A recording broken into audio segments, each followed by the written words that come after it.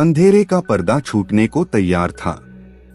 उस रात गांव के पास एक छोटा सा खेत था जिसमें एक बुजुर्ग किसान अपने नाती के साथ रहता था। खेत में रहने वाले लोग कहते थे कि वहां रात को कुछ अजीबोगरीब घटनाएं होती हैं, परंतु किसी को यह सच्चाई नहीं मानती थी।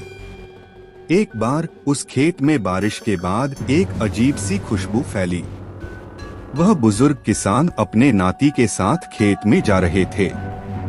रात की गहराई में खेत में चलते हुए वे एक विचित्र गुंजाइश महसूस करने लगे। चांदनी की किरणें खेत को रोमांचक बना रही थीं, परंतु अचानक एक अजीब सी आवाज सुनाई दी।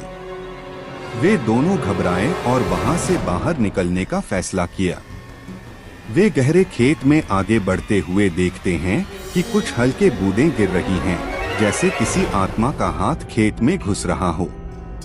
उन्हें डर लगने लगा, लेकिन वे आगे बढ़ते रहे। धीरे धीरे उन्होंने एक पुराने खूबसूरत मकबरे को देखा जो वहां अकेला खड़ा था।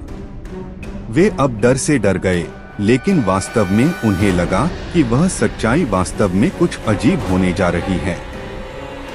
मकबरे के पास पहुंचते ही वे देखते हैं कि उसमें एक भूत प्राकृतिक रूप से बैठा हुआ है। उसकी आंखें लाल थीं और वह विशालकाय था। उसने वाहन को घूरते हुए एक चीख लगाई जो किसान के हृदय को हिला दी। वे भाग खेत की तरफ, लेकिन भूत उनके पीछे पड़ गया। वे लाख कोशिश करते हुए भागते हुए अपने घर की ओर लौटे।